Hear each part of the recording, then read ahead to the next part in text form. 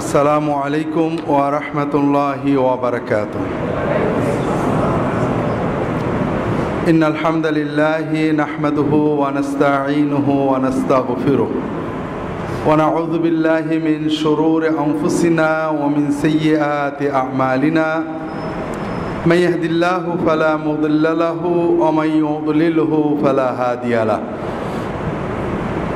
وأشهد أن لا إله إلا الله وحده لا شريك له وأشهد أن محمدا عبده ورسوله صلى الله عليه وعلى آله وأصحابه وبارك وسلم أما بعد।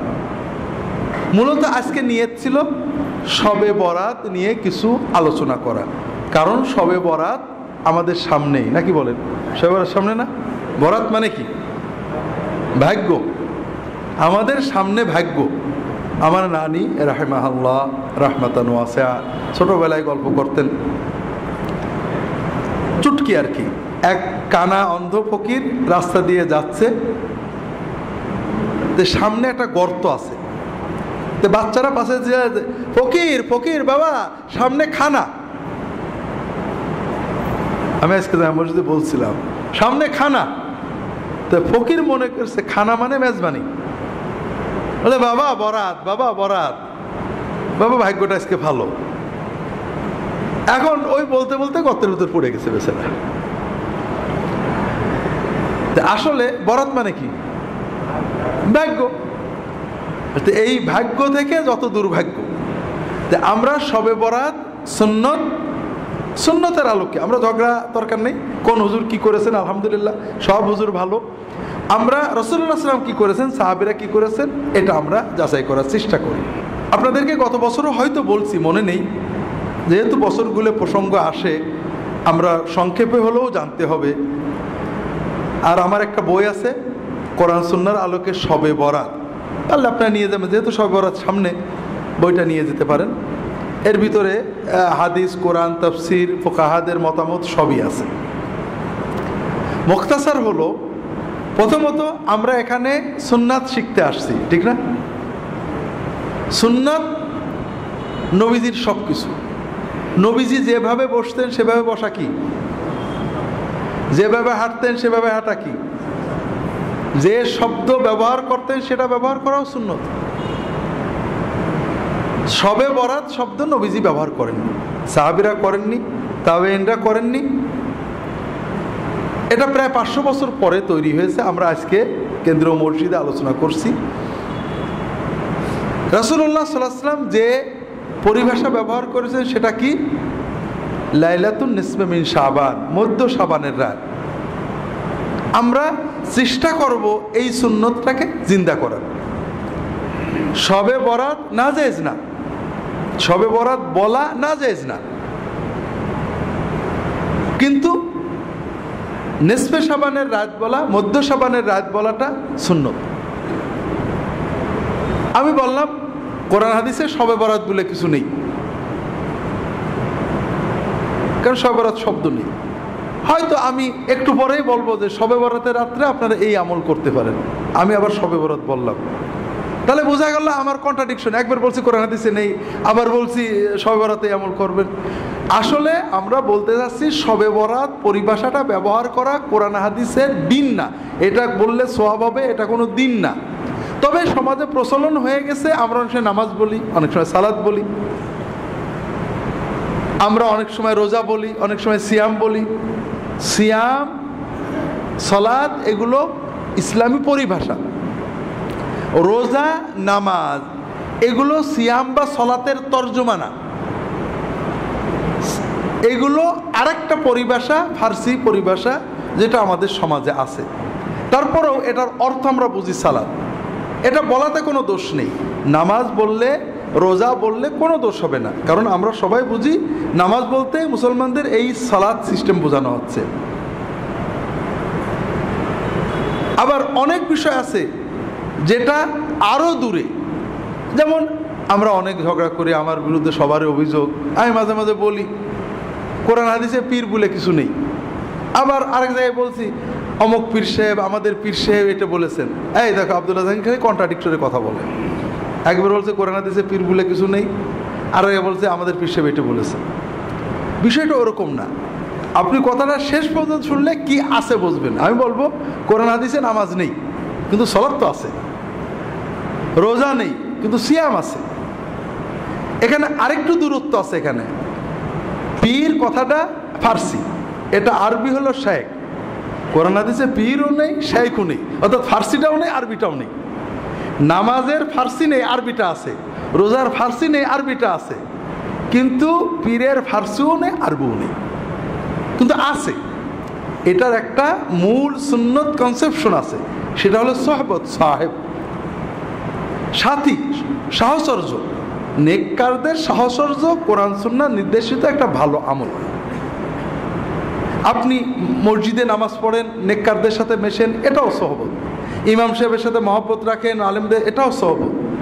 আবার নেককার ভালো যারা সত্যি নেককার, আল্লাহর ভয় আছে, আল্লাহ বলেছেন কুনু মা সাদিকিন, যাদের ইমানের সত্য, লা ইলাহা বলাই সত্য, শিরিক করে না, মুহাম্মদ রাসূলুল্লাহ বলাই সত্য, বিদআত করে না, আমানতু বিল্লাহি বলাই সত্য, সুন্নত মতো আমল করে, তাকওয়াই সত্য, বউয়ের সাথে কথা বলাই সত্য, সমাজে মানে যাদের ভিতরে সত্য প্রতিভাত, যাদের কথা আল্লাহ কোরআনে সূরা বাকারায় বলেছেন সাদেকিন কারা, ইমানের সত্য, জিহাদের সত্য, তাকওয়াই সত্য, সালাত কায়েম করে, অর্থ ব্যয় করে, জাকাত দেয়, সবর করে, এই কোয়ালিটিগুলো যাদের ভিতরে আছে, এই ধরনের সাদেকিন মুত্তাকিন মানুষদের সাথে সহবতে যাওয়া, বসা, সময় দেওয়া, এটা আমাদের জন্য খুব উপকারী। এটাই পরিবর্তন করে পীর মুরিদি সিস্টেম হয়েছিল। এখান থেকে অনেক শিরিক কুফর বেদাত ঢুকেছে। আবার এটার মাধ্যমে দিন প্রচার হয়েছে। একসময় তাতার যুগের পরে মানুষেরা এই জাতীয় সহবতের মাধ্যমেই দিন শিখত। এটার ভালো মন্দ আছে, কিন্তু যেটা আমরা বলতে চাচ্ছিলাম সেটা হলো, একটা হলো কোরআনে ফার্সি নেই আরবি আছে, যেমন নামাজ নেই সালাত আছে, কি বলে রোজা নেই সিয়াম আছে। আর কিছু জিনিস আছে আরবিও নেই ফার্সিও নেই, কিন্তু মাফহুমটা আছে, যেমন পীরও নেই শাইখও নেই, কিন্তু সাহেব আছে। ঠিক শবে বরাতও নেই, লাইলাতুল বারাতও নেই। শবে বরাত কি ফার্সি, আরবি কি লাইলাতুল বারাত। কোরআনে হাদিসে সাহাবীদের কথায় শবে বরাত নেই, মানে ফার্সি নেই, লাইলাতুল বারাতও নেই, কি আছে লাইলাতুল নিসফ মিন শাবান আছে। কাজেই আমরা শবে বরাত বা লাইলাতুল বরাত না বলে যদি নিসফে শাবান, মধ্য শাবানের রাত বলি, ভালো হয় না খারাপ হয়? এখানে একটু ইমানটা নাড়াচাড়া করে দেখেন, আপনি নিজেই বুঝতে পারবেন ইমানের হালতটা কি। আপনি একটা তথ্য জানলেন যে রাসূলুল্লাহ সাল্লাল্লাহু আলাইহি ওয়াসাল্লাম জীবনে লাইলাতুল বারাত শব্দটা বলেননি, কিন্তু নিসফে শাবান শব্দটা বলেছেন, অনেকবারই বলেছেন, অনেকগুলো হাদিস আছে। সাহাবীরা বলেননি, তাবেঈনরা বলেননি। এই পরিভাষাটা 500 বছর পরে জন্ম, এটা বলাই কোনো দোষ নেই।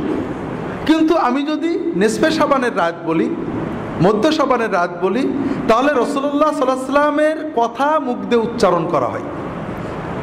আর বরাতের রাত বলি, শবে বরাত বলি, তাহলে এটা হয় না। এখন আমি কোনটা বলবো? কোনটা বললে আমার ধর্মীয় অনুভূতিটা মানে শক্ত হচ্ছে? এখানে 3 শ্রেণীর মানুষ পাওয়া যাবে। কয় শ্রেণী? এক শ্রেণী বলবে আচ্ছা দেখি চেক করে, সবাই শবে বরাত বলে, আবার শুনছি নবীজি বলেননি, দেখি হাদিসে বা অন্তত সাহাবীদের যুগে শবে বরাত বা আরবি লাইলাতুল বারাতটা পাওয়া যায় কিনা, খুঁজে চেক টেক করে যদি পাই ভালো, নইলে শেষ নিসফে শাবান মেনে নিল। এই লোকটা ভালো কাজ করলো। আর একজন বলল, আব্দুল্লাহ জাহাঙ্গীর বলছেন নেই, আন্দাজে তো আর বলিনি, যাক আমি এখন তো নিসফে শাবান বলবো, মধ্য শাবানের রাত বলবো, শবে বরাত আর বলবো না, মুখ দিয়ে বেরোয় গেলে যাবে। তবে নিসফে শাবান বললে একটু খুশি লাগে, আলহামদুলিল্লাহ আমার একটা সুন্নত শব্দ বললাম।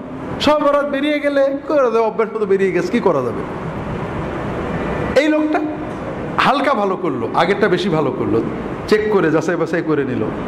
এটা আমার উপর পূর্ণ আস্থা রাখলো, এটা ভালো না। সব কথা চেক করে নেওয়া ভালো। তৃতীয় আরেক শ্রেণীর মানুষ, আপনি এই কথাটা, আমি নয়, আপনি কালকে এই কথাটা অনেকের কাছে বলবেন, আরেক শ্রেণীর মানুষ বলবেন, হ্যাঁ এত লোকে বলে কিছু বলে, সব কি নবীর মতো বলতে, এই যে আমরা রোজা বলি, নামাজ বলি, এন বলি, তেন বলি, এই বলি, সেই বলি, সব কি নবীর কায়দায় বলতে হবে নাকি? এইরকম লোক আছে না নেই? হয়তো আমাদের এখানেও তো একজন এরকম চিন্তা করছেন। ভাইরা, আপনি কাকে ধাক্কা মারলেন? আব্দুল্লাহ জাহাঙ্গীরকে। আপনি কোন জিনিসটাকে অচল বলে, মানব না বলে অবজ্ঞা ভরে ফেলে দিলেন? সেটা কি? নবীজি সাল্লাল্লাহু আলাইহি ওয়াসাল্লামের একটা শব্দ, তার একটা সুন্নাত। তাহলে আপনার ঈমান, আপনি একটু ঘষা মাজা করে দেখেন, আপনি কি কাম করলেন? আপনি কোন জিনিসটাকে অবজ্ঞা করলেন? আপনি তো আমাকে অবজ্ঞা করেননি। আপনি মুহাম্মদুর রাসূলুল্লাহ সাল্লাল্লাহু আলাইহি ওয়াসাল্লামের কথার মতো কথা বলতে আপত্তি করলেন। আপনার সমাজের প্রচলিত কথাটাকে মুহাম্মদ সাল্লাল্লাহু আলাইহি ওয়াসাল্লামের কথা চেয়ে জোর দিলেন। এটা আপনি ভালো করলেন না, আপনি আপনার ঈমানের ক্ষতি করলেন, আমার তো কিছু করলেন না। আপনাদের এজন্য বারবার আবারও বলি, আমাদের এখানে আমরা নিয়মিত, আপনারা আসেন, একদিনে সব শেখাবো এরকম নয়, প্রশ্নোত্তর হবে, আমরা প্রশ্নের মাধ্যমে অনেক কিছু জানবো। তবে সবচেয়ে বড় চিন্তা, অনেক সুন্নাত আমাকে বলে, স্যার আপনার এখানে তো অনেক সুন্নত নেই। অনেক সুন্নত নেই মানে কিছু কিছু বিষয় আছে, মানে আপনি গাড়িতে চলেন, ঘোড়ায় চলেন না, সুন্নত নেই। তো ভাইরা, আমি গাড়ি চড়াটাকে অত উত্তম, আমি ঘোড়ায় চড়তে পারলে খুশি, আমি পারি না তাই করি। কিন্তু আমি বিশ্বাস করি যে আমি চড়াটাও যদি নবীজির মতো হতো, নিঃসন্দেহে ভালো হতো। কথা হলো যে, একটা হলো আমার চেতনা, বিশ্বাস যে মুহাম্মদ সাল্লাল্লাহু আলাইহি ওয়াসাল্লামের চেয়ে বড় আর কিছু হতে পারে না। আমি পারি না, আপনাদের বলছি, আমি 1981 সালে সৌদি আরবে গেছি। ও দেশে তেলটা প্রথম তেল নিয়ে যেতাম, সরিষার তেল, নারকেলের তেল, ডিব্বা টিব্বা ভরে নিয়ে যেতাম। তেল তখন এত পাওয়া যেত না, খুব ঝামেলা হতো। আমি তেল মাখার অভ্যাসটা নষ্ট হয়ে গেল, আমি এখন মাথায় তেল মাখতে পারি না। ওদের 40 বছর হয়ে গেল মাথায় আমি তেল মাখি না।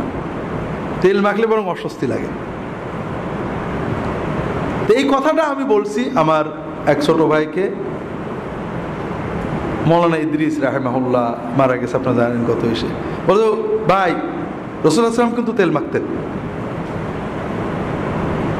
আমি কি করব? উনি মাখতেন, ছিল আমার না মাখাটাই ভালো, এটা বলবো? তাহলে বোঝা যায় আমার ইমানে গড়বড়ি আছে। আমি বললাম যে নিঃসন্দেহে তেল মাখা ভালো, আমি যে মাখতে পারি না, অস্বস্তি লাগে, এটা আমার খারাপ। রাসূলুল্লাহ সাল্লাল্লাহু আলাইহি ওয়াসাল্লাম যেটা করেছে নিঃসন্দেহে সেটা। দুনিয়ার কাজে, জাগতিক কাজে, প্রতিটি ব্যাপারে রাসূলুল্লাহ সাল্লাল্লাহু আলাইহি ওয়াসাল্লামের সুন্নত, কোনটা নফল সুন্নত, কোনটা আদাতি সুন্নত, কোনটা মুস্তাহাব সুন্নত, কোনটা ওয়াজিব সুন্নত, বিভিন্ন রকম হতে পারে, কিন্তু তার চেয়ে ভালো আর কিছু হতে পারে না।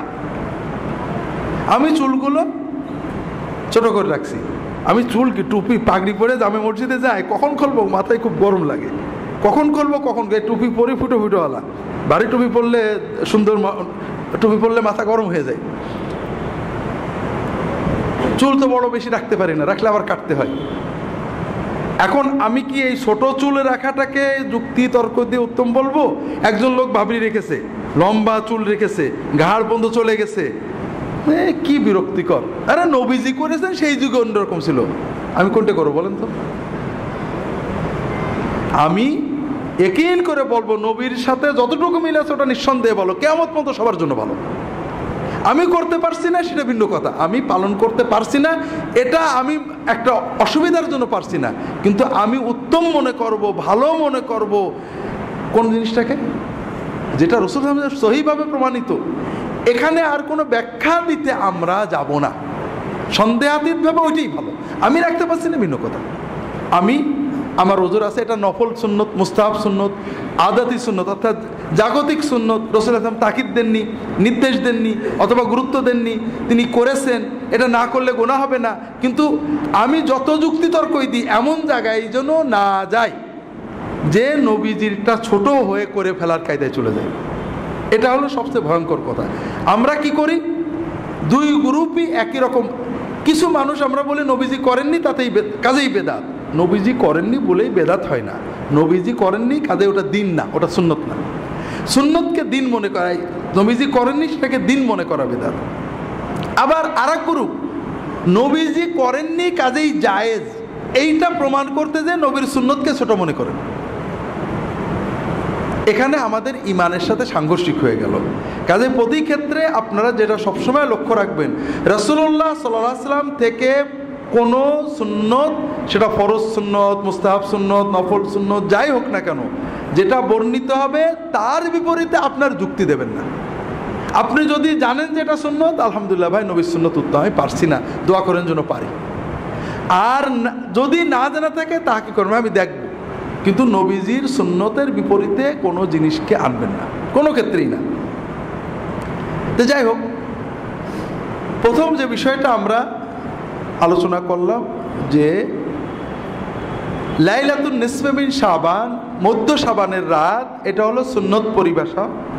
আর শবে বরাত, লাইলাতুল বারাত, এটা সুন্নত নয়, এটা পরবর্তী যুগে অনেক পরে, 500 বছর পরে প্রথম আপনি রাসূলুল্লাহ সাল্লাল্লাহু আলাইহি ওয়াসাল্লাম, সাহাবী, তাবেঈন, তাবেঈন, ইমাম আবু হানিফা, শাফি, মালিক, আহমদ ইবনে হাম্বল রাহিমাহুল্লাহ, কারোর যুগে পাবেন না, অনেক পরে এসে এই পরিভাষাটা জন্ম হয়েছে। দ্বিতীয় পর্যায়ে যাই,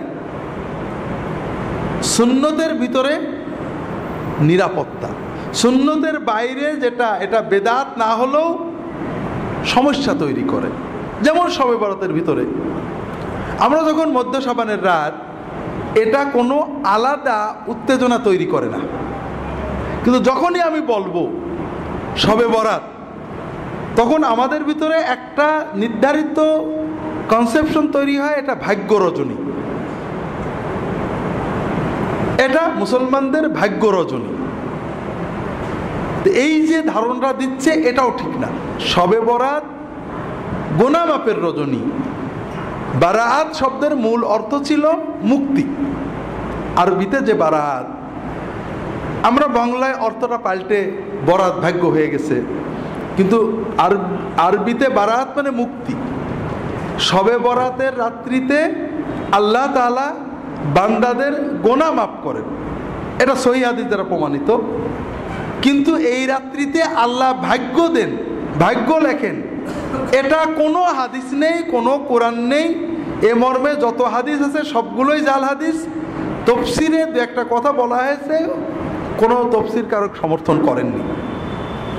তাহলে মধ্য শাবান বললে যে সুন্নত চেতনা আসে, শবে বরাত বা ভাগ্য রজনী বললে আমাদের ভিতরে যে চিন্তাটা আসে এটা আসলে ঠিক না। এরকম অনেক ক্ষেত্রে আছে, যেমন কোরআন হাদিসের পরিভাষা হলো ঈমান, আর তাবেঈনদের যুগ থেকেই, তাবেঈনদের যুগ থেকে পরিভাষা হলো আকীদা। ঈমান বললে ঝগড়া হয় না, ওর ঈমান খারাপ এ বলে না, ওর আকীদা খারাপ। যদিও তাবেঈনদের যুগ থেকে আকীদা পরিভাষাটা ব্যবহার করা হচ্ছে, তারপরও ঈমান পরিভাষার ভিতরে যত প্রশস্ততা আকীদার ভিতরে তা নেই। তাসাউফ, তাজকিয়া, রাসূলুল্লাহ সাল্লাল্লাহু আলাইহি ওয়াসাল্লাম, সাহাবী, তাবেঈন, তাদের পরিভাষা ছিল তাজকিয়া, আত্মশুদ্ধি। আমরা বলি তাসাউফ। তাজকিয়া শব্দের ভিতরে যত প্রশস্ততা, উদারতা, সুন্নামুখিতা আছে, তাসাউফ বললে মনে হয় ভিন্ন কোনো একটা বোধহয় শাস্ত্র, এরকম মনে হয়। এই যে পীর এবং সাহেব, সাহেব পীর, সাহেব বললে, সাথী বললে আমার সাথী, আমার সাথী, এখানে কিন্তু কোনো অতিভক্তি জন্ম নেয় না, অমুক আমার সাথী। সাথী বলার ভিতরে অতিভক্তির প্রাবল্য আসে না। যখনই পীর বললেন তখন মনে হলো একটা বিশেষ একটা চেতনা তার দিকে যাচ্ছে। আপনি কি? আমি আব্দুল্লাহ জাহাঙ্গীরের সাথী। আব্দুল্লাহ জাহাঙ্গীর কি? আমার সাথী। এটা খুব সিম্পল কথা, এটার ভিতরে সুন্নত আছে, এটার ভিতরে মহব্বত আছে, কিন্তু অতিভক্তির কিছু নেই। সুন্নতের বাইরে যাওয়ার দরজাটা বন্ধ হয়ে গেছে।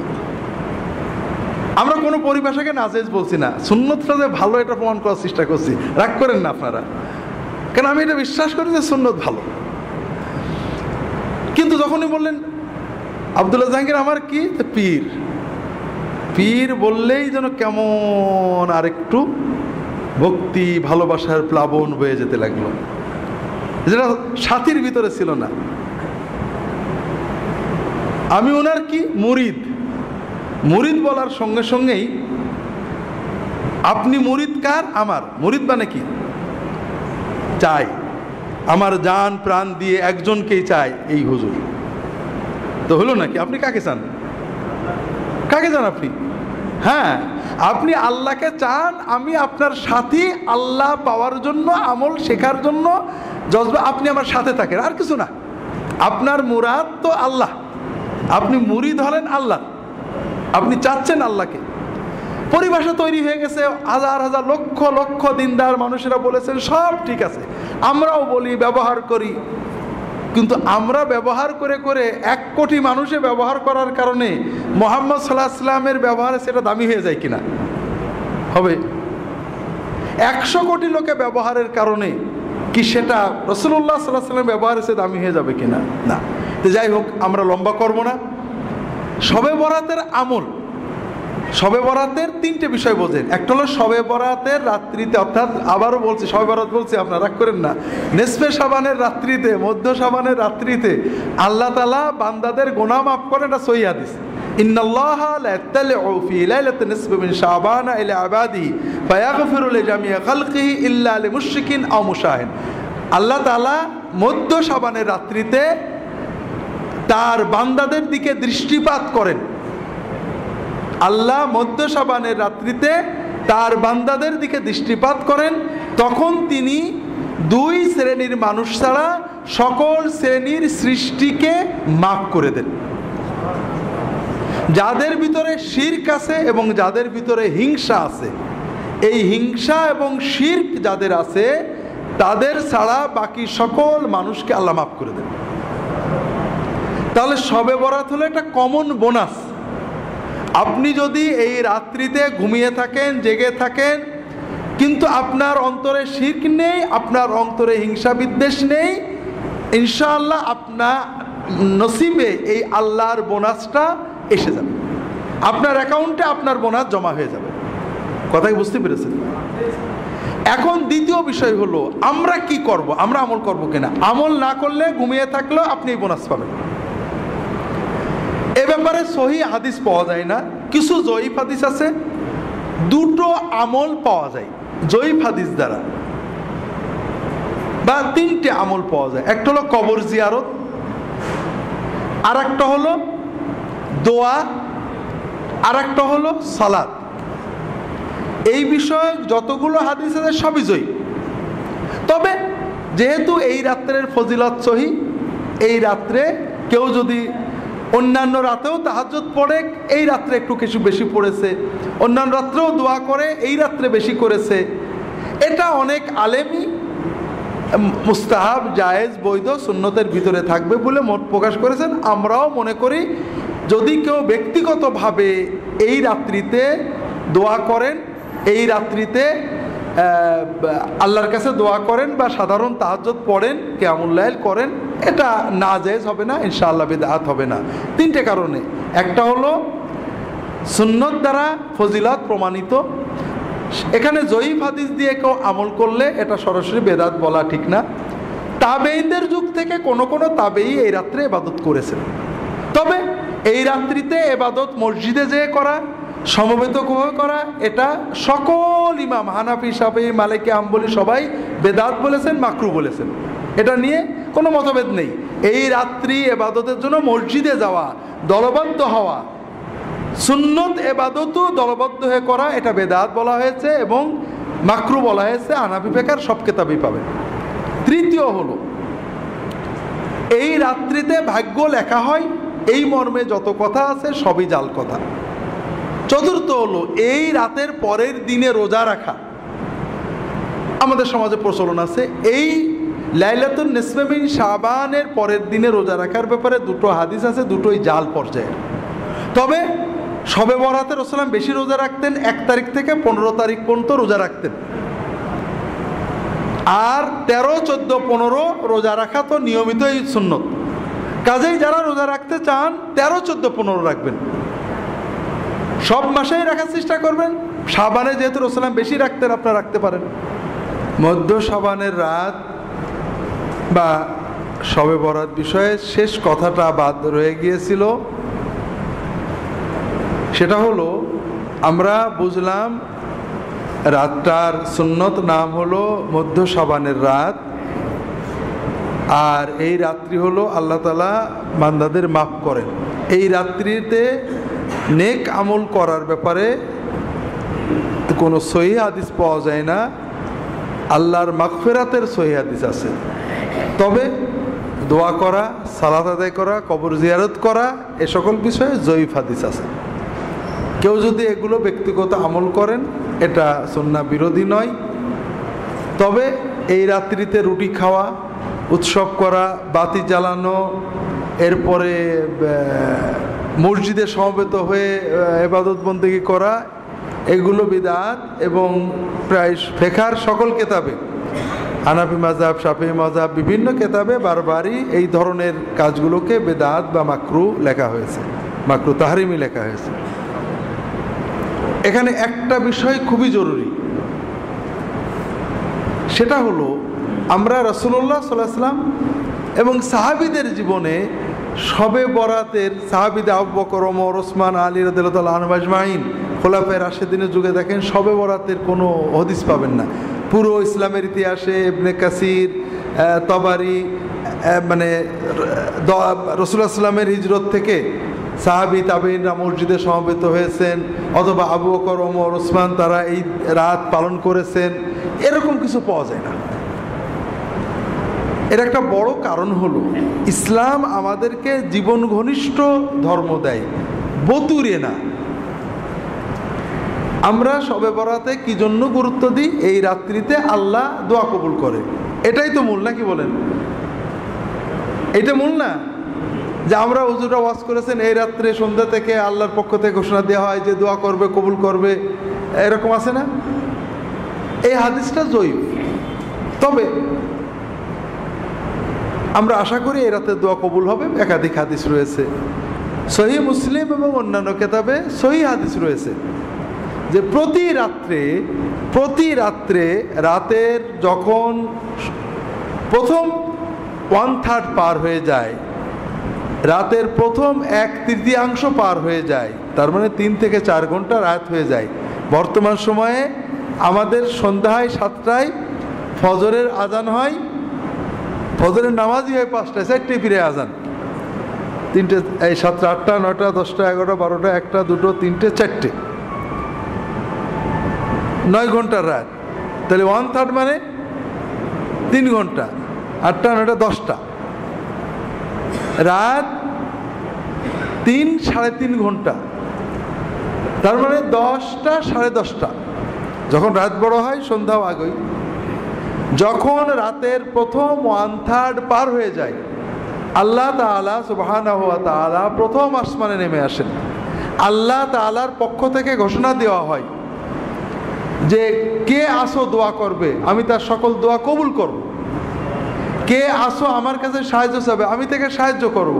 কে আসো গুনাহ করেছো, গুনার মাপ চাও, আমি তোমার গুনাহ মাফ করে দেব। ওয়াযালিকা কুল্লা লাইলা, প্রতি রাতেই এই দোয়া, এই সুযোগ আল্লাহ দিতে থাকে। তাহলে আমরা যদি প্রতি রাতেই রাত 10টা, সাড়ে 10টা বেজে গেলে ঘুমানোর আগে 2-4 রাকাত নামাজ পড়ে আল্লাহর কাছে মন খুলে দোয়াটা করে শুই, তাহলে কিন্তু আমাদের প্রতি রাতই শবে বরাত হয়ে যায়। কথাটা কি আপনারা বুঝতে পেরেছেন? আর এটা হলো ইসলামের মূল শিক্ষা, যে আপনি প্রতি রাতেই আল্লাহর কাছে কিছু চান, কারণ আপনি সারা বছরের চাওয়া একবারে চাওয়া যায় না ভাই। প্রতি রাতে আপনার নগদ যা আছে আল্লাহর কাছে চান, আল্লাহর কাছে মনের আবেগ জানান, আল্লাহ কবুল করবেন, আপনার জীবনটা আল্লাহমুখী হবে, আল্লাহর সাথে সম্পর্ক ঘনিষ্ঠ হবে। পাশাপাশি আলেম ওলামাদের সহবতে যেতে হবে, বইপত্র পড়তে হবে। আল্লাহ তাআলা তৌফিক দান করুন, আমিন।